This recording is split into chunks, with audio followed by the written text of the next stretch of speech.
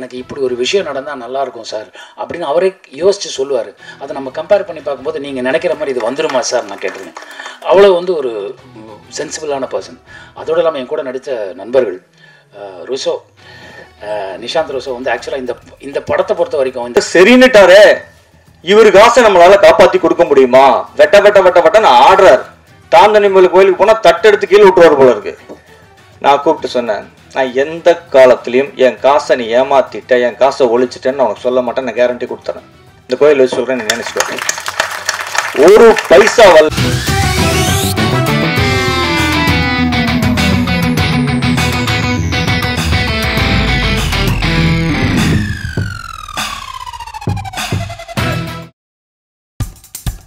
இப்போ நம்ம என்டர்டெயின்மெண்ட் ஆக போகுது பிளஸ். என்னது 5+ OTTs, 800+ blockbuster movies, அதுவும் 1+, 2+, 3+ multi+ languagesலயா? Exclusive movies, brand new web series, இன்ட்ரெஸ்டிங்கான ஷார்ட் மூவிஸ். வாவ், இதுல இவ்ளோ பிளஸ் இருக்கா? இதுல இருக்க ஒரே ஒரு மைனஸ், அதுவும் நமக்கு பிளஸ் தான். மத்த எல்லா OTT-ய விட மைனஸ் பிரைஸ்ல, அதுவும் ஒரு நாளுக்கு ₹1 தான். OTT Plus டவுன்லோட் பண்ணி நான் என் சந்தோஷத்தை பிளஸ் ஆக்கிட்டேன். அப்ப நீங்க OTT Plus, இது ஆல் இன் ஒன் ஆப். உடனே டவுன்லோட் பண்ணுங்க. OTT Plus, இதுல எல்லாமே பிளஸ். வந்திருக்க எல்லாருக்கும் என்னுடைய வணக்கம். குறிப்பாக மேடையில் இருக்க ஜாம்பவான்கள், Kasthuri Raja sir, Rajan sir and Perarasu sir, நண்பர் மைக்கேல் அவர்கள். ஸோ இதெல்லாம் இவங்க வாழ்த்த வந்ததுக்கு வந்து என்னுடைய மனமார்ந்த நன்றியும் வணக்கமும். இந்த படத்தில் ஒரு முக்கியமான விஷயம் நான் சொன்னேன்னா, முதல்ல நான் இந்த சம்மந்தமாக மீட் பண்ணது வந்து இயக்குனர் குணா அவங்கள. அவங்க வந்து ஒரு 1.5 மணி நேரம், ஒரு 2 மணி நேரத்துக்குள்ளே இந்த கதையை சொன்னாங்க. கதையை கேட்டுகிட்டே வந்தேன். போக போக போக போக நல்லா இருக்குன்னு சொல்லிட்டு முடிச்சதுக்கப்புறம் அப்படியே ஒத்து பார்த்தேன். அவரை, என்ன சார் பார்க்குறீங்க, எதுவுமே சொல்லலைன்னு கேட்டார். எப்படி இந்த கதையை நீங்கள் பண்ணீங்க, எப்படி உங்களுக்கு இது தோணுச்சு அப்படின்னு கேட்டேன். அப்போ சொன்னார், அந்த சில டேர்ம்ஸ்லாம் யூஸ் பண்ணார், அதெல்லாம் பர்ஃபெக்டாக இருந்தது. மெடிக்கல் டேர்மாக இருக்கட்டும், இதெல்லாம் இருக்கட்டும். எங்கேருந்து இதை பிடிச்சிங்க? ஏன்னா அவரை நான் பார்க்கும்போது வந்து அவர் என்கிட்ட ஓப்பனாக என்கிட்ட என்ன சொன்னார்னா, நான் சார் யார்கிட்டையுமே வந்து ஒரு ப்ராப்பர் அசிஸ்டண்ட்டாக நான் ஒர்க் பண்ணல சார், நான் வந்து ஜென்ரலாக அப்சர்வ் பண்ணி தான் சார் நான் டைரக்டராக போகிறேன் அப்படின்னாரு. பரவாயில்ல சார், இதில் என்ன இருக்குது, நீங்கள் பண்ணுங்கள், கதையை சொல்லுங்கள், அப்புறம் கேட்கலாம்னு சொன்னதுக்கப்புறம் தெரிஞ்சுது. அப்போ தான் சொன்னார், இந்த படத்தோட முக்கியமான கதை வந்து எங்களுக்கு வந்து எங்களை ப்ரொடியூசர் சார் தான் வந்து சொன்னாங்க. அவரோட கதை வந்து அவருடைய கதை, இதில் நான் ஸ்க்ரீன் ப்ளே தான் பண்ணியிருக்கேன் அப்படின்னு வந்து அவர் சொன்னார். நான் உடனே சொன்னேன், இந்த படம் பண்ணலாம் சார் அப்படின்னு. ஏன்னா அந்த கதையை அவ்வளோ சாதாரணமாக சொல்லிட முடியாது. அந்த கதையை அப்படி யோசிக்கிறதும் ஒரு கஷ்டமான விஷயம். பைப்போலார் டிஸார்டருங்கிறது வந்து ஆக்சுவலாக எல்லாருக்குள்ளேயுமே இருக்குது. அது ஆழ் மனசில் போய் உங்களை சிதைக்கும் போது உங்களுடைய வெளிப்பாடு வந்து உங்களுக்கு என்ன நடக்குதுன்னு உங்களுக்கு தெரியாது. அது என்ன ஆகும், எப்படி கடத்தும் ஒரு மனிதனை, எந்த இடத்துக்கு கடத்தும் ஒரு விஷயம் இருக்குது. அது எதில் வேணாலும் வரலாம். உதாரணத்துக்கு வந்து இந்த படம் ஷூட்டிங் நடக்கும்போது குணா அவர்களுக்கு வந்து ரொம்பவே உடம்பு சரியில்லாமல் போச்சு. பட் அவர் வந்து அதையும் மீறி லொக்கேஷனில் இருந்து தனக்கு உடம்பு சரியில்லை, அப்படி வந்து ஷூட்டிங் பண்ணிகிட்டே இருந்தார். நான் கூட கேட்டேன், வேணா ஒரு வாரம் பிரேக் எடுத்துக்கோங்க, நீங்கள் வேறு ஏதாவது பிரச்சனை வந்துட போகுது, நீங்கள் டாக்டர் ஒரு தடவை பார்த்துங்கன்னார். அப்புறமா ஒரு 4-5 நாள் பிரேக் எடுத்துக்கிட்டு அவருடைய இன்னொரு நண்பர் வந்து அந்த போர்ஷன்ஸ் வந்து டைரக்ட் பண்ணாங்க. ஸோ அதை நான் பார்க்கும்போது எனக்கு இந்த கதையை கேட்டோன்னா தான் ஞாபகம் வந்தது. அந்த பைப்போலார் டிசீஸ் அப்படிங்கிறது மட்டும் இல்லை, இப்படி ஒரு நம்மளுக்குள்ள ஒரு மனச்சிதைவு ஏற்படுற எல்லாமே வந்து ஒரு ரிஸ்கான விஷயம்தான். அவர் அது எங்கே நான் என்னால் ஷூட்டிங் நின்றுமோ அப்படிங்கிற பயத்தில் உருவானது தான் அவருக்கு. அது தனக்குத்தானே அந்த இதை டெவலப் பண்ணிக்கிட்டாரு. ஸோ முக்கியமான விஷயம் இந்த கதை. ஏன்னா இது வந்து சொசைட்டியில் இப்படி ஒரு ப்ராப்ளம் இருக்குங்கிறது வந்து நிறைய பேருக்கு தெரியாது. ஒரு காலத்தில் சில மலையாள படங்களில் தான் நான் அந்த மாதிரி பார்த்துருக்கேன். அப்படி இந்த மாதிரி விஷயத்தை ஹேண்டில் பண்ணது வந்து கொஞ்சம் ரொம்ப நாளைக்கு முன்னாடி வந்து ரொம்ப லைட்டாக ஹேண்டில் பண்ணியிருப்பாங்க. மனசுக்குள் மத்தாப்புன்னு ஒரு படம். பட் இதோட கோர் டீட்டெயிலை வந்து சொல்லும். இது சொசைட்டிக்கு மிக முக்கியமான தேவையான ஒரு விஷயம். ப்ரொடியூசர் செந்தில்வேலன் சார் வந்து இன்னும் 5-6 கதைகள் வச்சுருங்க சார், எல்லா கதையிலையுமே நடிக்கிறேன் சார், கவலைப்படாதீங்க சார். அதே மாதிரி பேரரசு சார் கண்டிப்பாக நான் சினிமாட்டோகிராஃபி பண்ணிடுறேன் சார், 2025 பண்ணுறேன் சார். நான் ஒரு நல்ல கதைக்காக வெயிட் பண்ணிட்டுருக்கேன் சார். அந்த கதையை நான் தோளில் சுமக்கக்கூடிய மாதிரி இருந்ததுன்னா என்னால் பண்ண முடியும் சார். அந்த இதுக்காக தான் சார். ஏன்னா இவ்வளோ படங்கள் பண்ணிட்டோம், அதுக்கப்புறம் ஜஸ்ட் ரோல் கேமரா, அதில் எனக்கு காசு கொடுக்குறாங்கன்னு பண்ணுறது வந்து என் தொழிலுக்கு நான் நடத்துகிற ஒரு கஷ்டமான ஒரு விஷயமாக தான் பார்க்குறேன். அதனால தான் நல்ல கதைக்காக வெயிட் பண்ணுறேன் சார். அதே மாதிரி நல்ல கதையை வந்து சொல்கிறார் குணாசூரன் மாதிரி டைரக்டர்ஸ். அது வந்து நான் எப்படி வந்து வேண்டான்னு சொல்கிறதுன்னு எனக்கு தெரியவே இல்லை. அஃப்கோர்ஸ் நான் ஒரு போலீஸ் ஆஃபீஸர் தான், இதுக்கு முன்னாடி போலீஸ் ஆஃபீஸராக பண்ணியிருக்கேன். பட் இந்த போலீஸ் ஆஃபீஸர்கிட்ட ஒரு இம்பார்ட்டண்ட்டான ஒரு விஷயத்தை சொல்லி அந்த விஷயத்தை கடத்துறாரு பாருங்க, அது எனக்கு ரொம்ப பிடிச்சிருந்தது. குணா அவர்கிட்ட எனக்கு பிடிச்ச விஷயமா அவருடைய தமிழ். குணா வந்து ஆக்சுவலாக மல்டி டேலண்டட் பர்சன். அவரால் பார்த்தவங்கள படம் வரைய முடியும். அவர் ஒரு நல்ல டான்ஸர். அவருக்கு நல்ல இசை அறிவு இருக்குது. நல்ல பாடல்களை மென்ஷன் பண்ணி சொல்லுவார். சில நேரத்தில் சீனாக இருக்கும்போது இந்த பர்டிகுலர் சீனில் எனக்கு இப்படி ஒரு விஷயம் நடந்தால் நல்லாயிருக்கும் சார் அப்படின்னு அவரே யோசித்து சொல்லுவார். அதை நம்ம கம்பேர் பண்ணி பார்க்கும்போது நீங்கள் நினைக்கிற மாதிரி இது வந்துருமா சார் நான் கேட்டிருக்கேன். அவ்வளோ வந்து ஒரு சென்சிபிளான பர்சன். அதோடு இல்லாமல் என் கூட நடித்த நண்பர்கள் ருசோ, நிஷாந்த் ருசோ வந்து ஆக்சுவலாக இந்த படத்தை பொறுத்த வரைக்கும் இந்த படத்தில் கதாநாயகனே கிடையாது சார். இந்த கதையை தான் இந்த படத்துடைய கதாநாயகன். அதில் முக்கியமான விஷயம் என்னன்னா எல்லாமே கதாபாத்திரங்கள் தான் சார். அவரோட அந்த ரோலை எனக்கு கொடுத்துருந்தாருன்னா தெரிச்சு ஓடிட்டு இருப்பேன். நான் வரவே இல்லை இந்த விளையாட்டுக்குன்னு. அவ்வளோ அருமையாக பண்ணியிருந்தார் அந்த ரோலை. அதை பண்ணுறது ரொம்ப கஷ்டம். ஒவ்வொரு ஸ்டாண்ட்ஸ்க்குமே நீங்கள் வந்து எக்ஸ்பிரஷனை மாற்றணும், பாடி லாங்குவேஜை மாற்றணும்.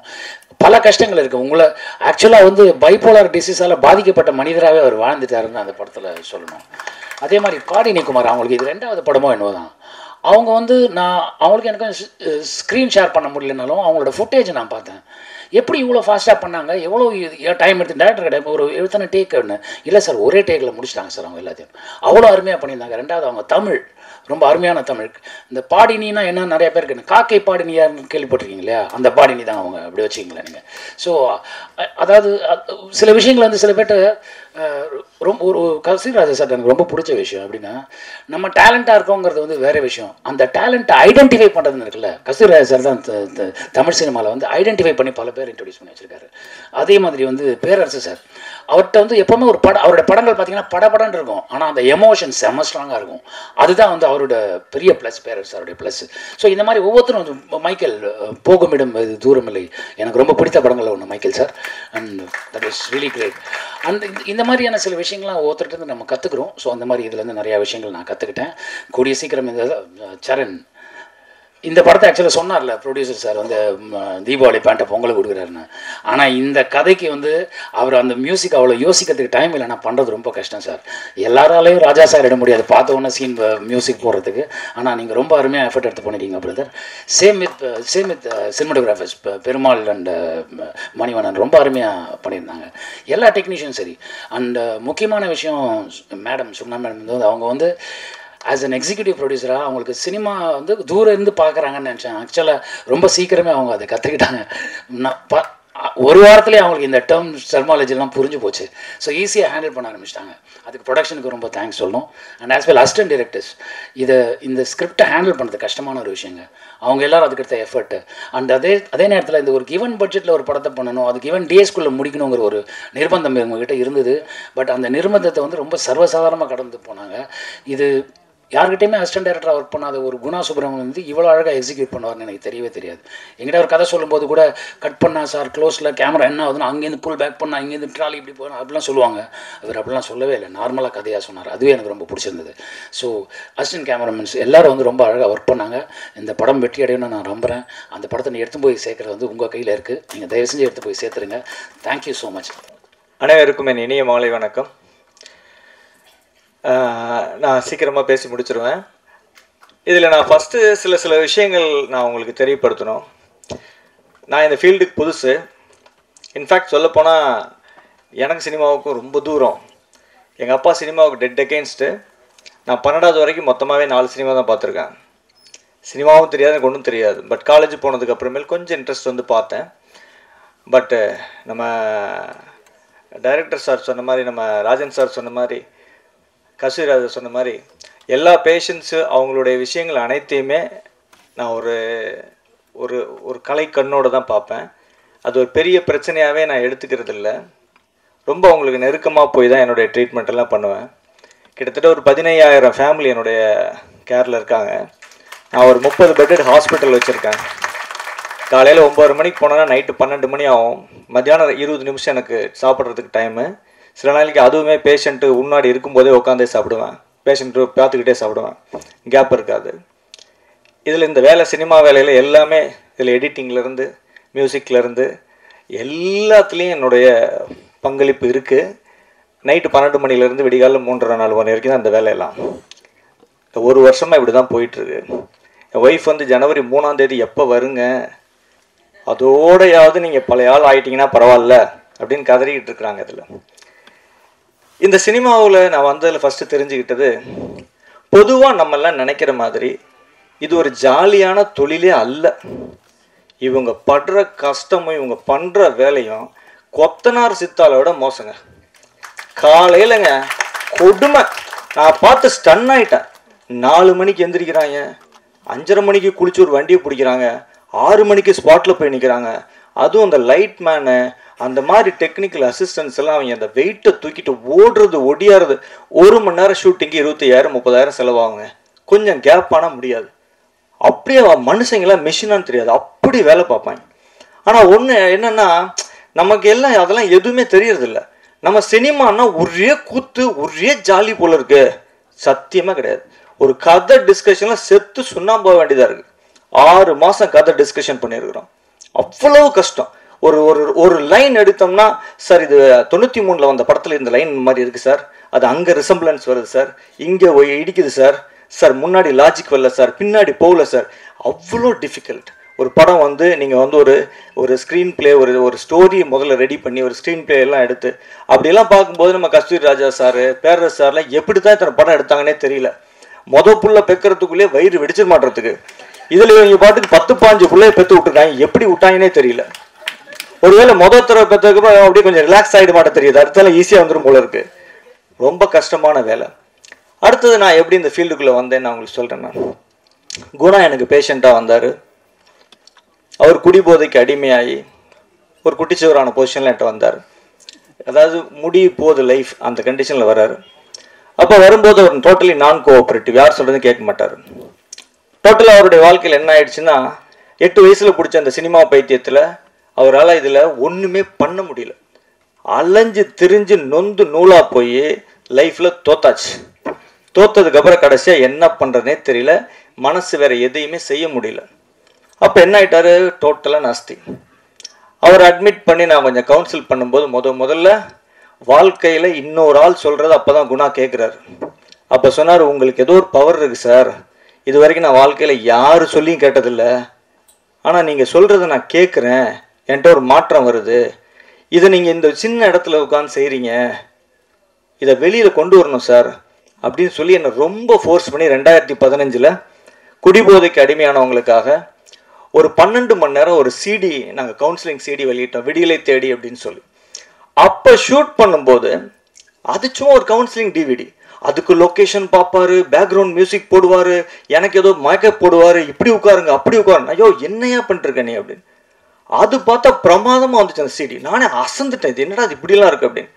அது இன்னைக்கு இருக்கிற தமிழ்நாட்டில் இருக்கிற கிட்டத்தட்ட 150 டிஅடிக்ஷன் சென்டரில் அந்த சிடியை வச்சு தான் வண்டி ஓடிட்டு இருக்கு, கவுன்சிலிங் நடந்துட்டு இருக்கு. அது அவ்வளோ பெரிய பேருக்கு போய் சேர்ந்துச்சு. ஆனால் அது ஒரு டார்கெட் ஆடியன்ஸ், அதாவது வந்து ஆல்கஹால் அடிக்ஷன் இருக்கிறவங்களுக்கு. அப்போ ஒரு ஷார்ட் ஃபிலிம் ஒன்று பண்ணோம். அந்த ஃபிலிம் பண்ணும்போது தான் எனக்குள்ள இருக்கிற திறமை எனக்கு தெரிஞ்சது, என்கிட்ட திறமை இருக்குதுங்கிறது அவருக்கு தெரிஞ்சுது. அவர்கிட்ட எப்படி திறமை இருக்குன்னு நான் தெரிஞ்சுக்கிட்டேன்னா, ஃபர்ஸ்ட் டைம் அவர் என்கிட்ட ட்ரீட்மெண்ட் எடுத்துகிட்டு போய் நல்லானதுக்கு அப்புறமேல ஒரு பென்சில் டிராயிங் எனக்கு போட்டு கொடுத்தாரு. என் ரூமில் என்ன இருக்குது, அது அங்கேயே இருக்கான்னு வரும்போதெல்லாம் செக் பண்ணிக்குவார், மாற்றிட்டேன்னா இல்லையான்ட்டு. அவ்வளோ பிரமாதம். அவங்களுக்கு யாரை பார்த்தாலும் ஒரு 2 hours 3 hours அப்படியே நேரில் பார்த்து பென்சில் டிராயிங் போட்டு கொடுத்துருவார். அருமையாக கவிதை எழுதுவார். ஃபென்டாஸ்டிக் ஷார்ட் ஃபிலிம்ஸ் எடுத்திருக்காரு. எதையுமே ரொம்ப ஹார்டாக சொல்ல மாட்டார். ஒரு லவ்னாலும் ரொம்ப சாஃப்டாக அப்ரோச் பண்ணுவார். ஒரு வயலன்ஸே ரொம்ப சாஃப்டாக, சார் ரத்தம்லாம் தெரிச்சு சார் கன்றாவி சார் வேணாம் சார் அப்படிம்பார். மக்கள் மனசு ஒரு மாதிரி காயமாகக்கூடாது சார், ஒரு ஆவேசம் வரக்கூடாது, கோரம் ஆயிடக்கூடாது, அது மாதிரி நினச்சி தான் ஒரு படங்கள் எல்லாம் அப்படியே எடுப்பார். இந்த படமே ஆக்சுவலாக வந்து கிரைம் த்ரில்லர், ஆனால் அவ்வளோ சாஃப்டாக எவ்வளோ முடியுமோ அந்த மாதிரி தான் டீல் பண்ணி நல்லாயிருக்கும் பார்க்குறதுக்கு. ஸோ அப்படியெல்லாம் வந்து எனக்கு அறிமுகமாக இந்த படத்தெல்லாம் நாங்கள் எடுக்க ஆரம்பித்த வரைக்கும் என்கிட்ட ரொம்ப வருஷம் 6 வருஷம் எனக்கு கேட்டுகிட்டே இருந்தார், படம் எடுக்கலாம் இருங்க, கொஞ்சம் என்னுடைய கடமைகள் எல்லாம் முடிச்சுட்டு கொஞ்சம் காசு சேர்த்துட்டு வரேன் நான் அப்படின்னு சொல்லிட்டு இருந்தேன். அது வரைக்கும் கெஞ்சி கேட்டுட்டு இருந்தார். படமெல்லாம் எடுக்கிறதுக்கு 2 நாளைக்கு முன்னாடி பீதி ஆயிட்டார். அது வரைக்கும் பார்த்தா இப்போ ஒரு பொம்பளை பிள்ளை தொலைவிட்டு நம்ம செட் ஆகுமான்னு தொலைவிட்டு அது சரி ஓகேன்னு சொல்ற காலத்தில் இதை வச்சு பிழைக்க முடியுமா நம்மளால அப்படின்னு பீதி வர்ற மாதிரி, ஐயோ டாக்டர் வேற சரின்னுட்டாரே, இவருக்கு ஆசை நம்மளால காப்பாற்றி கொடுக்க முடியுமா, வெட்ட ஆடுறார். தாந்தனிமலை கோயிலுக்கு போனால் தட்டெடுத்து கீழே விட்டுருவார் போல இருக்கு. நான் கூப்பிட்டு சொன்னேன், நான் எந்த காலத்திலையும் என் காசை நீ ஏமாத்திட்ட, என் காசை ஒழிச்சிட்டேன்னு நான் உனக்கு சொல்ல மாட்டேன், நான் கேரண்டி கொடுத்துறேன். இந்த கோயில் வச்சு சொல்கிறேன், நீ நினச்சிக்கோ. ஒரு பைசா வரலனாலும் நான் உன்னை ஏன்னு கேட்க மாட்டேன். உன் மேலே நம்பிக்கை வச்சு இந்த விஷயத்தை நான் செய்கிறேன். இது நடக்கலைன்னா நமக்கு அதிர்ஷ்டம் இல்லைன்னு அர்த்தம். நம்ம இதுக்கு உண்டான உழைப்பை 100% போடுவோம். எவ்வளவு நல்லபடியாக எடுக்க முடியுமோ எடுப்போம். அலெக்சாண்டர்ல ஆரம்பிச்சு தோக்காதவனே உலகத்துல கிடையாது. எவனுக்குமே வெற்றி எப்பவுமே இருந்துகிட்டே இருக்காது. ஸோ வெற்றியும் தோல்வியும் வீரனுக்கு அழகு. நம்ம என்ன செய்ய முடியும்? கடமையை செய்வோம், அவ்வளோதான் சொல்லி. எப்படிப்பட்ட ஆள் என்னோட டைரக்டர் அப்படின்னு கேட்டா, எனக்கு ஒரு பைசா செலவு வைக்கக்கூடாதுன்னு நினைப்பார். ஒரு லைட் எக்ஸ்ட்ராவாக கொண்டு வந்துட்டாங்கன்னா அலறிட்டு ஓடுவார். அந்த லைட் எதுக்கு வந்துச்சு, அதுக்கு எவ்வளோ 150 ரூபாயா 250 ரூபா, அது வேண்டாம். இன்னைக்கு நீங்களாம் சொன்னா அப்படியே உங்களுக்குலாம் அதிர்ச்சி ஆயிடுவீங்க. இந்த 1.5 வருஷமா இந்த வேலை நடக்குது. மெட்ராஸ்ல அவர் இருக்கிறாரு. 1.5 வருஷமாவும் வெறும் இட்லியும் தயிர் சோறு தான் திங்கிறாரு. எனக்கு செலவு வைக்கக்கூடாதுன்னு என்ன சொன்னாலும் கேட்கவே மாட்டார். இதெல்லாம் உங்களுக்கு ஷாக்கா இருக்கும். வெறும் இட்லிங்க, காலையில் இட்லி சாயந்தரம் இட்லி, காலையில் இட்லி சாயந்தரம் இட்லி. நானே நொந்து போயிட்டேன். கேட்கவே மாட்டார். தயிர் சோறு அவ்வளோதான். ப்ரொடியூசருக்கு செலவு வைக்கக்கூடாது, செலவு வைக்கக்கூடாது, செலவு வைக்கக்கூடாது. நடுவில் நட்டி சாரை வந்து டைரக்ட் பண்ணணும்னு அவருக்கு கொள்ள ஆசை. என்கிட்ட கேட்டார், முடியுமா சார்ன்னு. பேசி பாருங்க, எப்படியாவது ஏற்பாடு பண்ணிடலான்னு. அவர் வந்துட்டார். அவர் வந்ததுக்கு அப்புறமேல இவரால் அந்த சந்தோஷம் தாங்க முடியல. பட்ட நாயே வைத்தாலேயே போய் இவரால் நட்டியை டைரக்ட் பண்ண முடியலைங்க. டைரக்ட் பண்ண முடியல. வைத்தாலேயா போயிங்க 2 மாசம் வைத்தால. அதுக்கு நடுவில் நட்டி சாருக்கு வந்து தனியா வந்து நாங்கள் வந்து இன்னொரு டைரக்டர் போட்டு, ஒரு ஸ்டெப்னி ஒரு டைரக்டரை போட்டு 5 நாள் ஷூட் பண்ணோம். அதுக்கப்புறம் நான் இந்த வைத்தாலையெல்லாம் இருக்குன்னு சொல்லி அதை ட்ரீட் பண்ண என்னோட கேஸ்ட்ரோஎன்டராலஜிஸ்ட் ஃப்ரெண்டுங்க உட்காந்துருக்காரு. அவர்கிட்ட கூட்டிட்டு கொண்டு போய் காமிச்சு, டைஃபாய்டு ஃபீவர் முக்கியமான சீன் எடுக்கணும், அதை அருமையா எடுக்கணும்னு அவ்வளோ பிளான் பண்ணி வச்சிருக்காரு. நட்டுங்குது, ஃபீவர், வைத்தால. நீங்களா சொன்னா ஆச்சரியமாயிடுவீங்க. பாத்ரூம் பக்கத்திலேயே படுத்துக்கிட்டு 3 நாள் ஷூட் பண்ணாங்க. அவ்வளவு கஷ்டம். கடைசியா நான் சொல்லிட்டேன், நீ நிறுத்த ஷூட்டிங்க, நீ வா ஹாஸ்பிட்டலுக்கு. என் ஹாஸ்பிட்டலில் வச்சு 10 நாள் ட்ரீட்மெண்ட் கொடுத்து வேற என்னென்னமோ ப்ராப்ளம் இருக்குன்னு பார்த்தா எதுவுமே இல்லை. எல்லாத்தையும் செட்ரேட் பண்ணிட்டு கடைசியில் அது பயம்தான் குணா அப்படின்னு சொல்லிட்டு திரும்ப வைத்தியம் பண்ணி சரி பண்ணி திருப்பி கொண்டாந்து விட்டு. ஸோ அந்த அளவுக்கு இவரெல்லாம் எப்படின்னு கேட்டிங்கன்னா சினிமாவுக்காகவே சாவுவாருங்க. அவ்வளோதாங்க. 5 பைசா வேண்டியது இல்லைங்க. குணான்னு ஒருத்தன் டைரக்டர் ஆகணும் அப்படின்னு 4 பேர் சொல்லணும். ஒரு படத்தை எடுத்து இந்த ஜனங்களுக்கு போட்டு காமிச்சிடணும். அதை தவிர வேற எந்த ஆசையும் இல்லை, எதுவுமே கிடையாது. எனக்கும் இந்த சமுதாயத்திலிருந்து நான் மேலே வந்திருக்கேன். எத்தனையோ ஜனங்களுடைய உழைப்பில் தான் நான் கவர்மெண்ட் மெடிக்கல் காலேஜில் படித்தேன், செலவெல்லாம் படித்தேன், எம்பிபிஎஸ் படித்தேன், எம்டி படித்தேன். நீ நல்ல பொசிஷனில் இருக்கேன். எட்டு தாத்தா ஒரு சுதந்திர போராட தியாகி. நம்மளை உருவாக்குன இந்த சொசைட்டிக்கு எதையாவது திருப்பி செய்ய முடியுமா? இது ஒரு பவர்ஃபுல் மீடியா. அவ்வளோதான். எங்கள் 2 பேருக்கும் ஆசையே அவ்வளோதாங்க. நாங்கள் ஒரு சின்ன வீடு கட்டியிருக்கோம், அவ்வளோதான் எங்களுடைய பட்ஜெட்டுக்கு. அது ஒரு அழகான வீடு, காக்கைக்கும் தன் குஞ்சு பொன் குஞ்சு. அந்த லெவலில் எங்களுடைய பட்ஜெட்டுக்கு எவ்வளவு சிறப்பான ஒரு படத்தை கொடுக்க முடியுமோ அவ்வளோ சிறப்பான படத்தை கொடுத்துருக்கோம். உங்களுடைய ஆதரவை வேண்டி நிற்கிறோம். அதுக்கு அடுத்தது இந்த படத்தினுடைய டெக்னிக்கல் டீம், நடித்தவங்க எல்லாத்தையும் பற்றி சொல்லணும். நட்டி சார் அவருடைய நடிப்பை பற்றி உங்க யாருக்குன்னா சொல்ல வேண்டியதில்லை. அவர் ஒரு ப்ரொடியூசர்ஸ் ஹீரோ. அப்படின்னு என்னன்னா எந்த சிக்கல், எந்த பிரச்சனை, செலவு ஒன்றும் வைக்க மாட்டாருங்க. கேரவனே கிடையாதுங்க, கேரவன் கிடையாதுங்க. நடு ரோட்ல அவர் வாட்டுக்கு ஒரு பிளாஸ்டிக் சேரை போட்டு உட்காந்து டீ குடிச்சிட்டு இருப்பாருங்க. அவ்வளோதாங்க. எந்த எந்த நமக்கு செலவு வைக்க மாட்டார். அதே மாதிரி என்ன அவருடைய ஷெட்யூல்லாம் பர்ஃபெக்டா பக்காவா 10 நாள் ஷூட்டிங், 1.5 நாள் பேட்ச் ஒர்க்கு, 10-11 கிளீன் டன். அவ்வளோதான். அவ்வளோ பர்ஃபெக்டா நீட்டா. அவங்க சொன்னாங்க யாரை நம்பி வந்தாங்க அப்படின்னு. அது எப்படியோ தெரியல, எனக்கு வந்த எல்லாருமே நல்லவங்களா தான் இருந்தாங்க. ஸோ வந்து என்ன அப்படின்னு கேட்டால், இதில் மோசமானவங்க இருக்கலாம், அது வேற விஷயம். ஆனால் அதெல்லாம் சினிமா எடுத்து நம்ம முடிச்சதுக்கு அப்புறமேல் தான் இந்த மாதிரி நிறைய ஆட்கள் வர்றாங்க. அவங்க தான் பிரச்சனையாக இருக்காங்க. சினிமாவில் இருக்கிற வரைக்கும் யாரும் எந்த பிரச்சனையும் இல்லை. அதே மாதிரி என்னுடைய ஹீரோ, செகண்ட் ஹீரோ இருக்கிறார் நிஷாந்த், கடுமையான உழைப்பாளி. என்னுடைய ஹீரோயின் பெரிய லெவலுக்கு வருவாங்க. நான் இந்த மேடையில் நான் வந்து உங்களுக்கு எல்லாம் அஷூரன்ஸ் கொடுக்குறேன். ஃபென்டாஸ்டிக் ஆக்ட்ரஸ், பயங்கர பர்ஃபெக்ட். எந்த விஷயத்துக்கும் அவ்வளோ அற்புதமாக கோஆப்ரேட் பண்ணி எவ்வளோ ஒரு டேக் 2 டேக்கில் முடிச்சு கொடுத்துருவாங்க. அந்த மாதிரியான ஒரு நல்ல ஒரு ஆர்டிஸ்ட் அவங்க. அதே மாதிரி என்னுடைய படத்தில் ஒர்க் பண்ண எல்லாருமே நல்ல நல்ல ரோல் பண்ணாங்க, நல்லா நடித்தாங்க. என்னுடைய எடிட்டரை பற்றி சொல்லணும். அவனையெல்லாம் நான் கசக்கி புழிஞ்சு காய போட்டிருக்கேன். என்னோட மென்டல் ஹாஸ்பிட்டலுங்க, 30 பெட் இருக்கு. அங்கே 1 மாதம் வந்து இருப்பான். அங்கே ஒரு ரூமில் தங்கிக்கிட்டு டெய்லி நான் பெண்டை கழட்டிடுவேன். ஒவ்வொரு சீனாக இன்ச்சு பை இன்ச்சு கட்டடிப்போம். சார் இப்படி வச்சா நல்லா இருக்காது சார், பெய்யா எனக்கு இதையா பிடிச்சிருக்கு சார், இது வச்சா டெக்னிக்கலாக இது ரைட், இந்த ஆக்சிஸ் அந்த கதையெல்லாம் என்கிட்ட சொல்லாத, இந்த சீன் எனக்கு பிடிச்சிருக்கு, எனக்கு நான் சாதாரண ஆள், எனக்கு பிடிச்சிருக்குன்னா எல்லாருக்கும் பிடிக்கும், நீ டெக்னிக்கலாகவே பேசிகிட்டு இருக்காத. இப்படியே உக்காந்து உக்காந்து உக்காந்து உக்காந்து பண்ணின கஷ்டம் அவனை கொஞ்சம் நெஞ்சம் கிடையாது. அதே மாதிரி என்னுடைய மியூசிக் டைரக்டர் நீங்கள் பார்த்துருப்பீங்க, உங்க எல்லாத்துக்கும் மியூசிக் பிடிச்சிருக்குன்னு நினைக்கிறேன். நல்ல மியூசிக் டைரக்டர். ஆனால் என்னன்னா தீபாவளிக்கு பேண்ட் கொடுத்தீங்கன்னா பொங்கல் கொடுப்பான், அது ஒன்று தான் பிரச்சனை. அவன் தீபாவளி பேண்ட்டை தீபாவளிக்கே கொடுத்துட்டான்னா ரொம்ப பெரிய ஹைட்டுக்கு போயிடுவான். அதனால் இந்த மேடையில் நான் எல்லாருக்கும் முன்னாடி நான் சரணுக்கு வைக்கிற வேண்டுகோள் என்னன்னா, எப்போ பேண்ட்டு கேட்குறாங்களோ அப்போ பேண்ட்டை கொடுத்துரு. நீ நல்ல டெய்லர்னு எங்களுக்கு தெரியும், பட் தீபாவளி பேண்ட்டை தீபாவளி காலையில் தான் துணி எங்கே இருக்குன்னு தொலைவிட்டு இருப்பான். அது ஒன்று தான் பிரச்சனை. மற்றபடி ஒரு ஃபென்டாஸ்டிக் மியூசிஷியன். அவர் வந்து எப்படின்னு கேட்டிங்கன்னா, நான் இப்போ கம்பேர் பண்ணுறது உங்களுக்கு ஒரு அதிகமாக கூட தெரியலாம். ஒரு எம்எஸ்வியோட கம்பேர் பண்ணலாம். எம்எஸ்வி பட்டத்திராணி பாட்டு கேட்டிருப்பீங்க. 96 இன்ஸ்ட்ருமெண்ட் யூஸ் பண்ணியிருப்பாரு. பட்டத்திராணி பாட்டுன்னு ஒரு பாட்டு இருக்கு இல்லையா, அதில் அது மாதிரி எங்க கேப் கிடைக்குதோ ஒரு இன்ஸ்ட்ருமெண்ட் தட்டுவான், உள்ள விட்டுட்டே இருப்பான். அவனுக்கு வந்து அந்த கொஞ்சமே பத்தாது. நான் சொல்ல நல்லா இருக்கு உடியா அப்படின்னா, நைட்டு ஒரு ஒர்க் பண்ணி அனுப்புறேன் சார் அப்படின்னு ஒரு 3 இன்ஸ்ட்ருமெண்ட் உள்ள விட்டுருவான். கேப் கிடைக்கிற இடத்துல இதெல்லாம் வந்து இயர் கேண்டி சார், காதில் கேட்க நல்லா இருக்கு சார் அப்படின்னு. அது மாதிரி ரொம்ப நல்லா பண்ணணும்னு நினைக்கிறாள், நல்லா வருவார் லைஃப்பில். ஸோ என்னுடைய டீம் எல்லாருமே திருப்பி இவங்களோட சேர்ந்து நான் 6 கதை வச்சுருக்கேன். அந்த 6 கதையுமே இன்ட்ரெஸ்டிங்காக இருக்கும்.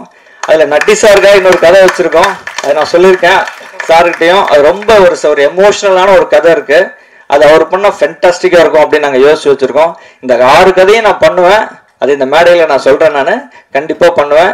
இதில் வெற்றி தோல்வியை பார்த்து நானோ என் டைரக்டரோ பயப்பட போகிறதில்ல. நீங்கள் நல்ல படமாக இருக்கிற பட்சத்தில் நீங்கள் எங்களை பாராட்டி எழுதுங்க என்று உங்களை எல்லாம் கேட்டு விடைபெறுகிறேன். நன்றி, வணக்கம்.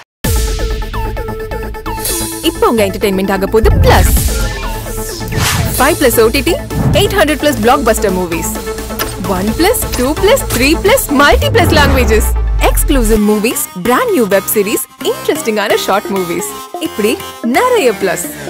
வெயிட் இதுல மைனஸ் ஒரு விஷயமும் இருக்கு. மத்த எல்லா OTTs விட மைனஸ் பிரைஸ்ல ஒரு நாளைக்கு ₹1 மட்டும்தான். உங்க சந்தோஷத்தை பிளஸ் பண்ண போற OTT Plus இப்ப உங்க கையில.